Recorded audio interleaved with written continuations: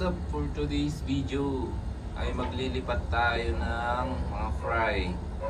Ayan, napapansin nyo dahil medyo madumi na yung mga yan. Ayan, marami na silang dumi at madumi na rin yung tank. Ayan. So, lilipat natin sila dito. Ayan. Sa kabila. So, dinidrain ko na yan. At yung laman yan ay nilipat ko muna. Ayan. So ililipat natin yung mga yan. Balik kukunin lang natin yung konting tubig niya, halos kalahati lang para hindi ma-water shock. Tapos ipipishnet na lang natin yung mga fry na yan. Lipat natin yan sa kabila. Tapos dito, update dito. Ayan na sila.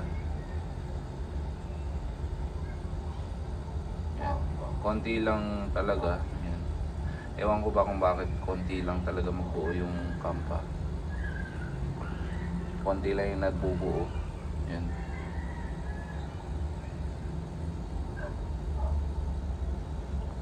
Ayan, so ilipat muna natin to. Ayan, yung mga yan papunta doon. Tapos yung kalahati nitong tubig na to ilipat natin dito. Yan. Alright, balikan ko kayo pag nilipat na natin. Yan, so kumukuha na tayo ng tubig galing dyan, palihap lang. Yan, hindi pa gaanong malinis kasi gawa nung sa mga lumot-lumot. May mga lumot-lumot pero lilinis din yan. Yan. So make sure nyo na same water yung galing ng water dito sa tank nya para hindi kasi ang prime maselan yan eh. Kailangan hindi sila ma-water shock. Yan. Yung timpla ng tubig dito dapat same lang din doon. Kahit kalahati lang. Tapos yung ano tawag dito? Pag 100% kayo ba dito, di ba? 100% tong nilinis. So dapat yung tubig niyan ay meron din galing dito. So ililipat lang natin yung tubig na yan, tapos i-scoop na natin yung mga fry. Ayan, ipipishnet lang natin dyan, tapos lilipat natin dito. Tapos ito naman ay lilinisin natin baka bukas. So lilipat na sila dito. At pag dumumi na naman ito, itong tank na to, ililipat naman natin sila dun. At least cycle na yung tubig dito na paglilipatan nila. And ito, yung mga ganyang sobrang liit, may silan pa yan ilipat eh. Pero yung mga ganitong medyo malalaki na ng konti, pwede na yan.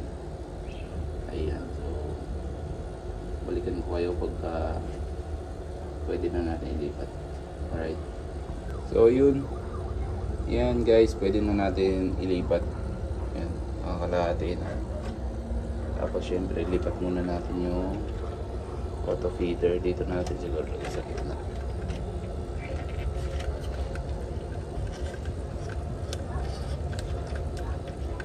Adjust lang natin dito yung pang-ipit niya.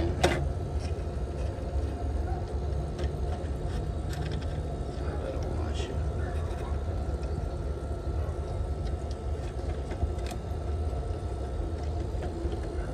Ang guys, medyo mahirap. Yan, so nalipat na natin.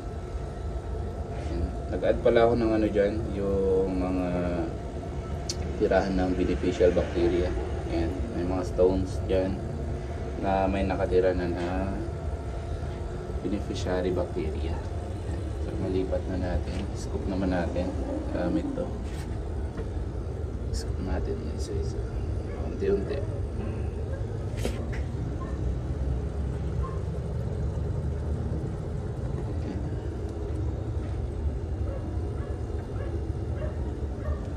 Medyo malilikot na sila guys.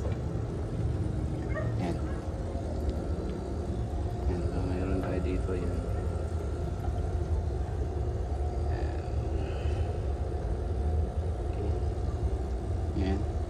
So unang scoop natin. Yan, nakarami agad tayo. Alright. So balikan ko kayo. Kasi mahirap mag video guys habang naglilipat ng mga fry. Okay. Alright. So nailipat ko na guys. Ayan na siya. Ayan na sila. Ayan. So hindi po muna pinuno yung tubig kasi para hindi sila ma-water shock. So pag magdadagdag kayo ng tubig niyan, pwedeng bukas. Tapos next day, tapos ayun. Unti-unti lang hanggang sa makarecover na sila. Ayan. So ayan, halos yung kalahating tubig niya nandito. Tapos nagdagdag lang ako ng konti. Doon ako kumuha sa old tank kasi masailan talaga ang fry. Ayan. So paunti-unti lang yung dagdag nyo dyan hanggang sa mapuno nyo yung gusto ng level. Yung gusto nyo na level. Ayan, mayroon din yung heater. Kasi mayroon talaga yan dito. Yung nakatayo, nung mapapansin nyo may heater. Kasi nagbo-boost feeding ako. Ayan, napapansin nyo naman palagi silang busog. Ayan. Nagbo-boost feeding kasi ako pag fry. Ayan. Tapos nilagyan ko ng stones. Ayan. Mga ceramic rings. Mga halo-halo na. Mga lava rock nandyan. Sa loob ng ano na yan na fish net tawag din o fish bag. Ayan. Or rock bag. Ayan. Tapos mayroon tayong bacterial dyan. May mga nakatirang beneficial bacteria yan dyan. Ayan. So napansin nyo medyo luminaw agad. Ayan. So mas malinaw pa yan bukas. And then the next day i-update ko rin kayo. Tapos mayroon yang dalawang sponge filter na malalakas. Kasi ang mga fry, marami silang humihinga yan eh. Kailangan malakas yung oxygen nila sa tank. Yung oxygen level ng tank nila. Para hindi magkaroon ng gill curl, mabansot or ano, basta mahirapan sila sa paghinga yan. So ganyan yung mga gagawin nyo pagka nakapag breed kayo ng fry. Yan mga preparation. Tapos ito syempre hindi muna natin gagalawin yan kasi may makalat pa dito. Yan, mga pinagamitan ko kanina. Yan. So yan, hindi muna natin gagalawin yan. Yung mga fry na yan kasi masailan pa yan. So yun, wala nang laman yun. Baka bukas or the next day. Pero bukas baka malinis ko yan. Lilinisin ko yan. And then ipiprepare kong next week. Baka pwede na ito lipat next week. Dito naman sila. Ayan. Ayan. So yun lang guys ang update. Alright. Kita-kita ulit next vlog. Bye bye.